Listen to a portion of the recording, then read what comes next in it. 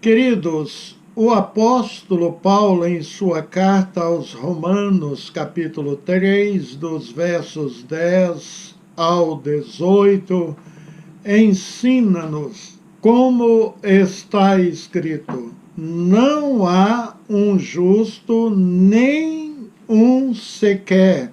Não há ninguém que entenda, não há ninguém que busque a Deus. Todos se extraviaram e juntamente se fizeram inúteis. Não há quem faça o bem, não há nenhum só. A sua garganta é um sepulcro aberto, com as suas línguas tratam enganosamente. Peçonha de áspide está debaixo de seus lábios, cuja boca está cheia de maldição e amargura. Os seus pés são ligeiros para derramar sangue. Em seus caminhos há destruição e miséria, e não conhecer o caminho da paz. Não há temor de Deus diante de seus olhos. Queridos, muitos cristãos, infelizmente, não apreciam e não leem o Antigo Testamento. E ao negligenciarem isso, cometem pecado, porque estão desprezando parte da palavra de Deus. Saiba, meu irmão, que cada servo de Cristo Jesus não pode se esquecer de que o Velho Testamento, o Antigo Testamento, é o alicerce da casa, e sem esse alicerce o Novo Testamento não tem sentido.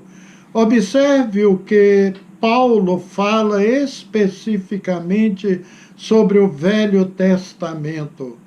Porque tudo que dantes foi escrito para o nosso ensino, foi escrito para que, pela paciência e consolação das Escrituras, tenhamos esperança. Ora, o Deus de paciência e consolação vos conceda o mesmo sentimento uns para com os outros, segundo Cristo Jesus, para que concordes a uma boca, glorifiqueis ao Deus e Pai de nosso Senhor Jesus Cristo. Romanos 15, 4 ao 6. Paulo revela sua intimidade com o Velho Testamento. Afinal de contas, ele, antes de conhecer a Jesus Cristo, era um doutor da lei, um mestre hábil nas Escrituras, né? Era um fariseu. Observe que ele tirou os versos 10 e 12 de Romanos 3, que lemos no início, literalmente, do Salmo 14, do verso 1 e 3, quando diz o nécio no seu coração, não há Deus, tem-se corrompido, faz-se abomináveis em suas obras, não há ninguém que faça o bem. O Senhor olhou desde os céus para os filhos dos homens para ver se havia alguém que tivesse entendimento e buscasse a Deus. Desviaram-se todos e juntamente se fizeram imundos. Não há quem faça o bem, não há sequer um. O Salmo 53, 1, 3 diz também: disse o nécio no seu coração, não há Deus, tem se corrompido e cometido abominável iniquidade, não há ninguém que faça o bem. E Deus olhou desde os céus para os filhos dos homens, para ver se havia algum que tivesse entendimento e buscasse a Deus. Desviaram-se todos e juntamente se fizeram imundos. Não há quem faça o bem, não, nem sequer um.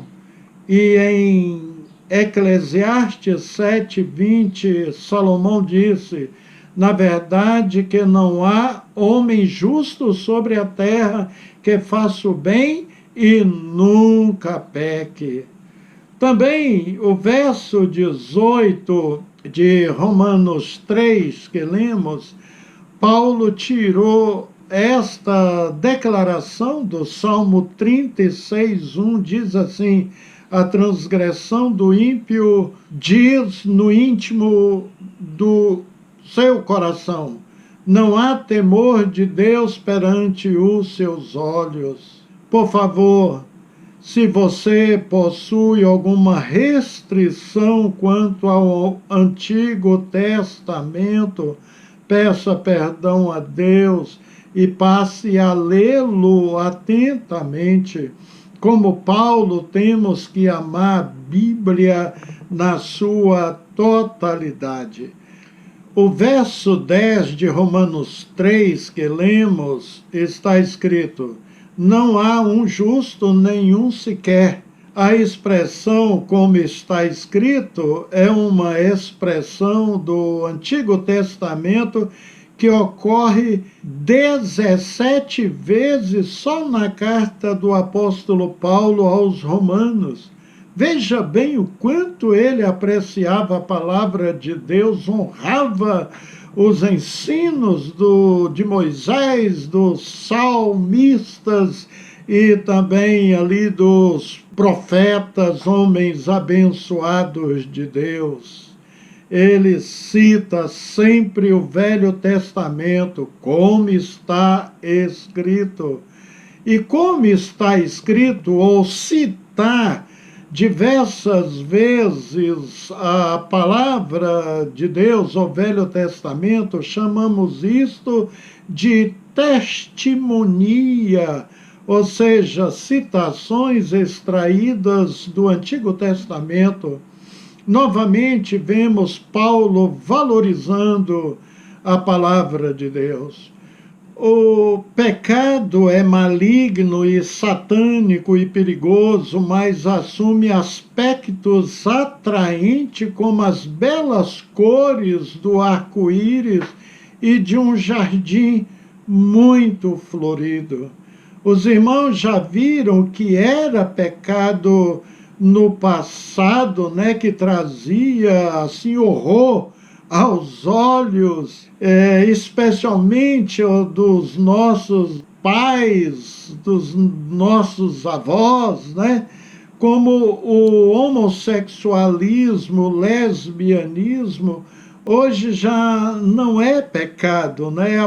É apenas uma forma de se amar na concepção das pessoas. Pais que se apaixonam pelas suas filhas, mães que apaixonam pelos seus filhos e que mantêm até relações sexuais com eles, né? Isso é uma aberração, mas para o passado apenas, né? Hoje parece que se transforma tudo em coisa natural.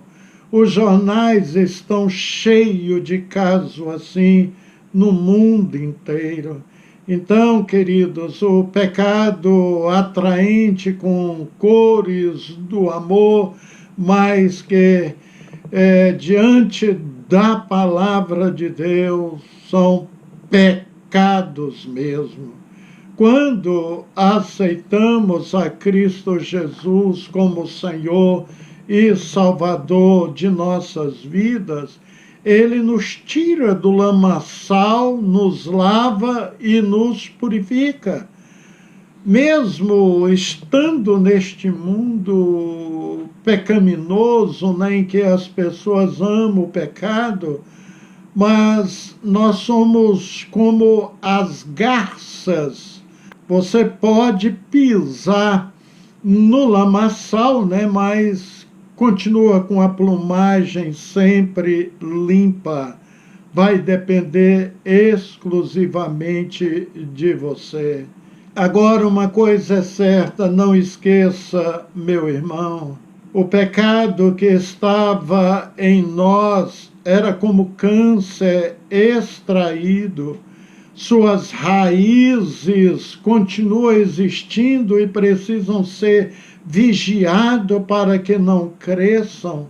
É por isso que as pessoas, mesmo não tendo mais câncer, elas têm que tomar algum tipo de remédio pelo resto da vida.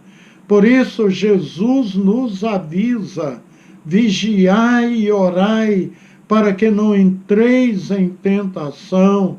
O espírito, na verdade, está pronto, mas a carne é fraca. São palavras de Jesus em Mateus 26, versículo 41.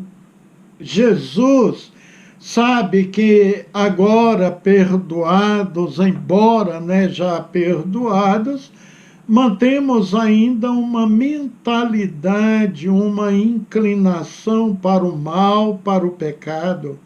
Por esta causa, precisamos da ação da palavra de Deus, do Espírito Santo em nós, num processo chamado santificação. No Salmo 119 diz o seguinte, que como poderá o jovem guardar puro o seu coração? Observando a tua palavra. Ou seja, precisamos mesmo nos apegarmos à Bíblia Sagrada, fazer leitura diária, buscar ajuda do Espírito Santo para vencermos o pecado. Paulo chama também, queridos, a santificação de renovação da nossa mente. Está lá no texto conhecidíssimo, Romanos 12, 1, 2. Rogo-vos, pois, irmãos, pela compaixão de Deus, que apresenteis os vossos corpos em sacrifício vivo, santo e agradável a Deus, que é o vosso culto racional. E não sedes conformados com este mundo, mas sede transformados pela renovação do vosso entendimento, para que experimenteis quais seja a boa, agradável e perfeita vontade de Deus. E se temos essa renovação da mente, podemos até pensar em ter a mente de Cristo, como Paulo ensina em 1 Coríntios 2,16. Eu sei que não é fácil atingir isso e possivelmente jamais alcançaremos nesta mente de Cristo, mas Paulo nos pede para fazermos isso. Uma coisa é certa, quando a nossa mentalidade pecaminosa vai desaparecendo com o estudo da Bíblia, uma vida com Deus, vamos nos aproximando mais e mais de Cristo. É por isso que temos que nos esforçar muito. O salmista diz que a intimidade do Senhor são para aqueles que o temem. Ou seja, se você teme muito a Deus, vive Deus assim diariamente, com o amor leal, com certeza, querido, você vai entrar na intimidade de Deus. Você, em outras palavras, né, você vai ser mais íntimo de Deus. Há pecados, transgressões visíveis que a maioria dos crentes procuram não cometer, né? Eu acredito que a maioria mesmo, como o adultério, homicídio, roubo, né? Que são pecados, crimes terríveis, mas existe uma categoria de pecados que, infelizmente, são tolerados e praticados por muitos crentes, como, por exemplo, a mentira, a murmuração, a ira, né, o rancor, a cobiça, até mesmo a incredulidade. Por isso, que não se libertar desses pecados aí, com certeza, vai atrapalhar muito a caminhada com Deus e não vai conseguir agradar a Deus vivendo assim, porque esses pecados, queridos, atrapalham o nosso crescimento espiritual.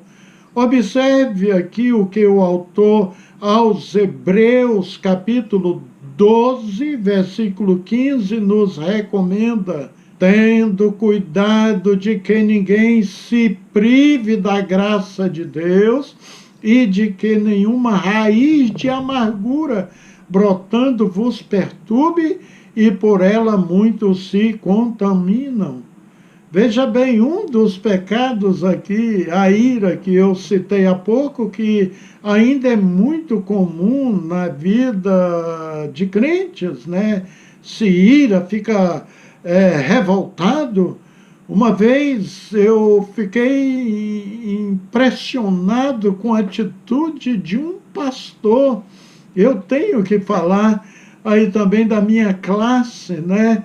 Porque um rapaz foi falar com ele na porta da igreja que queria namorar com a sua única filha. Sabe o que ele fez? Ele agarrou aquele jovem pelo pescoço, derrubou no chão, montou em cima dele e começou a apertar o pescoço dele e falou que não aceitaria isso jamais. E pior, depois a história desta, eles não namoraram, né? E depois a história desta moça seguiu um caminho muito desagradável e ruim. Ela acabou namorando com outras pessoas do mundo, se engravidou, teve filhos e eu não sei se conseguiu voltar para o Senhor. Então, queridos, devemos trabalhar muito esta área em nossas vidas.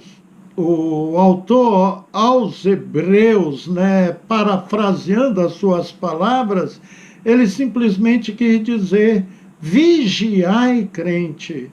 A nossa vida, queridos, é uma vida de vigilância diária mesmo. Dia por dia. Olha, o crente deve viver hoje como se ele fosse morrer ainda neste dia. E você está preparado? Estou falando diretamente a você que serve a Jesus Cristo.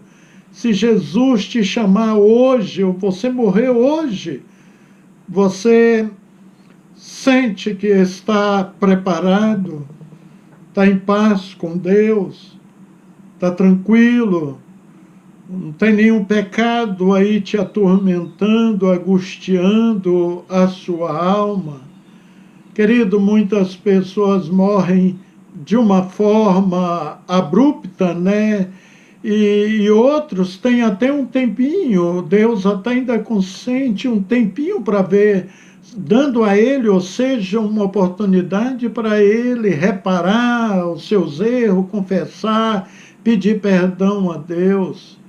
Um pastor muito consagrado do nosso meio batista no passado, ao morrer, ele tocou na sua esposa que estava ao seu lado ali já altas horas da noite e falou: meu bem, Deus está me chamando, eu vou morrer.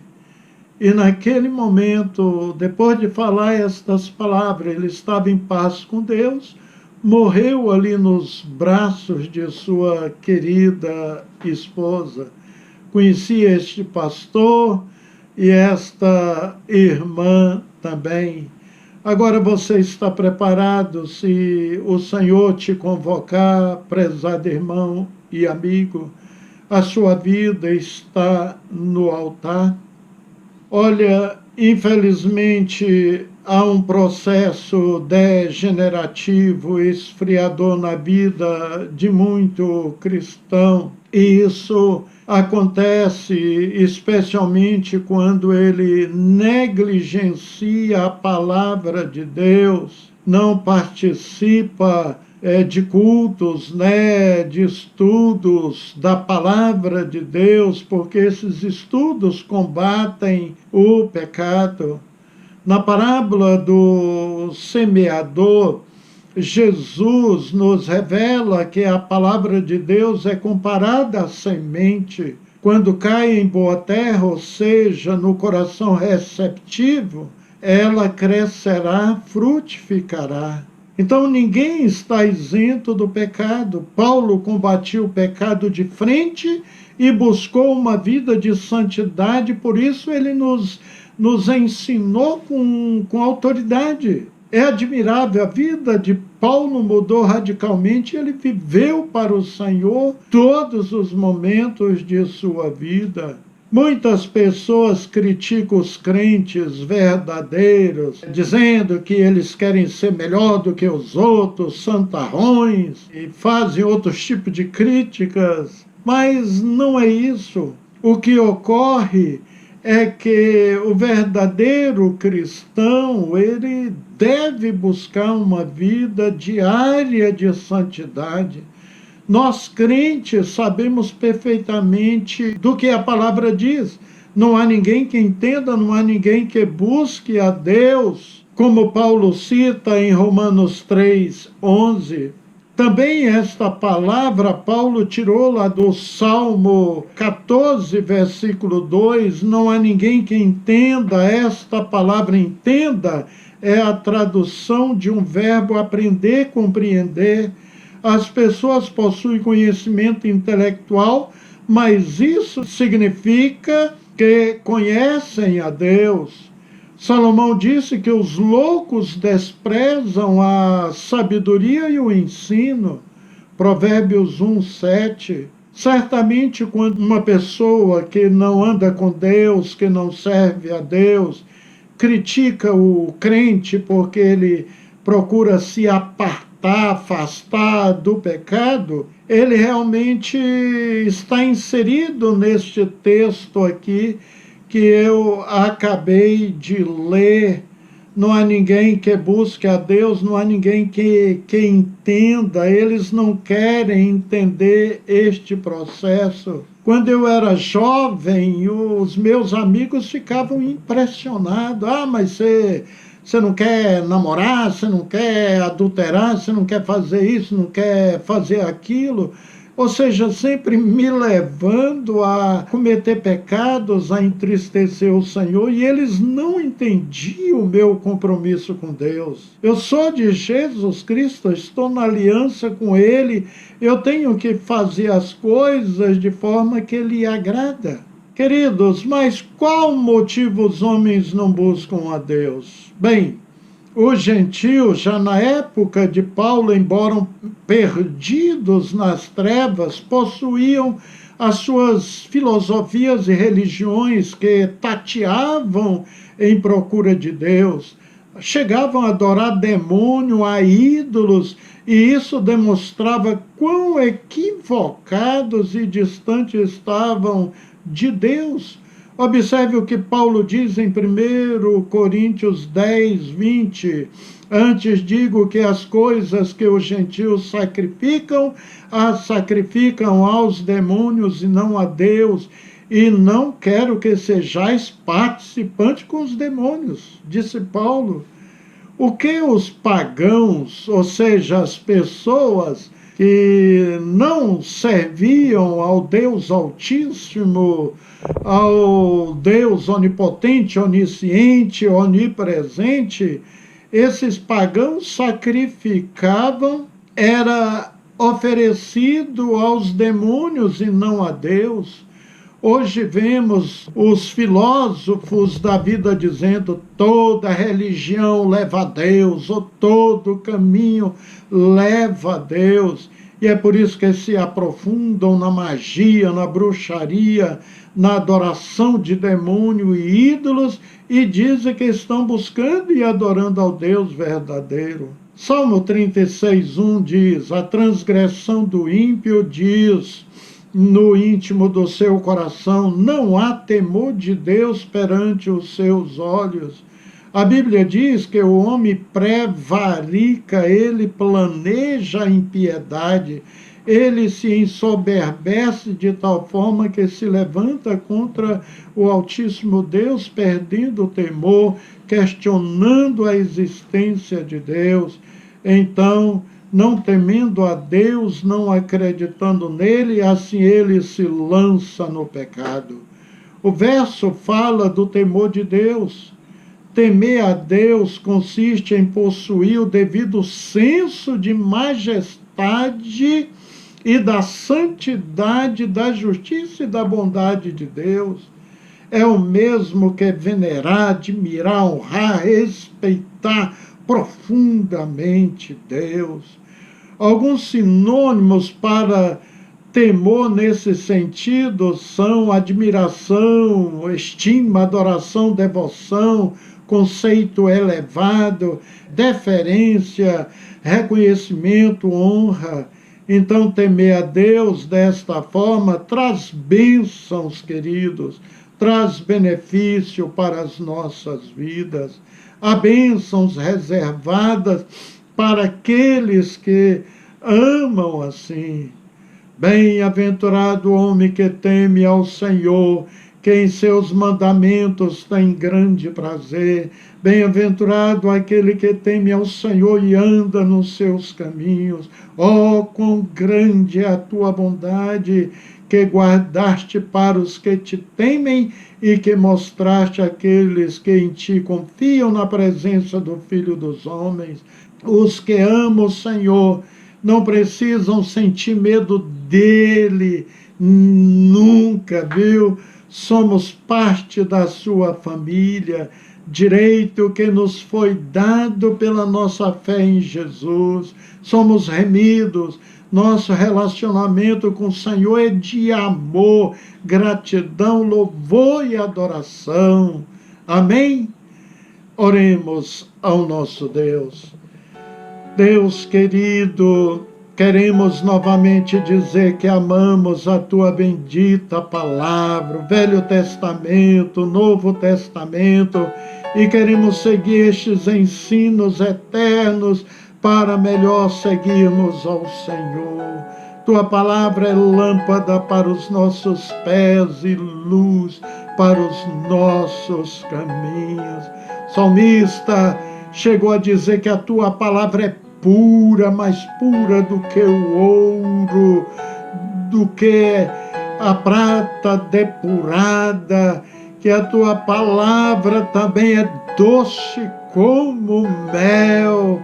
Senhor, como o salmista amava a tua palavra, queremos andar à luz da mesma, queremos ser crentes obedientes à tua palavra, sujeito aos ensinos eternos. Queremos andar neste caminho sobre modo excelente, o caminho de Deus. Ajuda-nos a apartarmos do pecado, ó Deus, e dizermos sempre não ao diabo e lutarmos contra as forças das trevas. Para isso a tua palavra diz que devemos vigiar e orar, mas que o Senhor nos ajude na nossa caminhada terrena, em nome de Jesus Cristo. Amém. Queridos irmãos e amigos, ouvintes do nosso canal da Igreja Batista Nacional Água Viva em Florianópolis, um prazer tê-los conosco, um abraço e que Deus abençoe grandemente a sua família. e até o nosso próximo encontro, se Deus nos conceder essa bênção.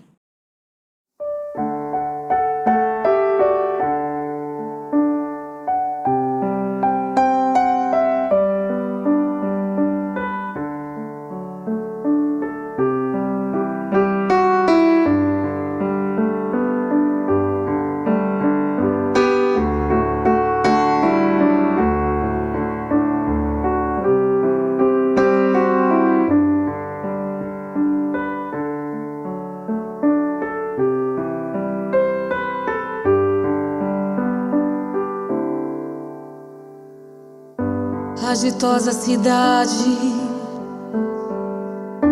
deve ser linda. Se eu pudesse, eu iria pra lá agora. Veria o Senhor frente a frente, cantaria naquele imenso coral. Veria anjos e querubins ali reunidos, cantando hosanas ao Rei. Breve este meu pensamento será realidade, pois pra lá voarei.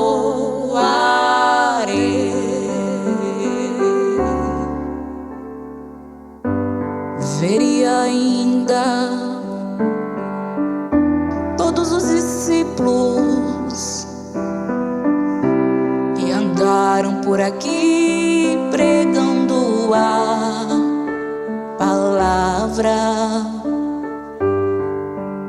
Imagino abraçar Paulo e Tiago, ver João, Abraão, Isaac e Jacó. Veria anjos e querubins ali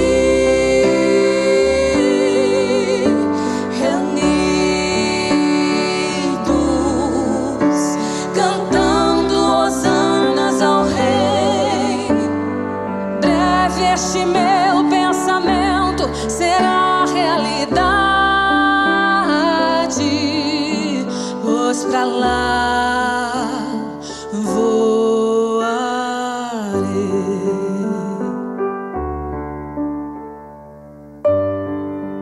Irmãos, se ficarmos em comunhão com Cristo,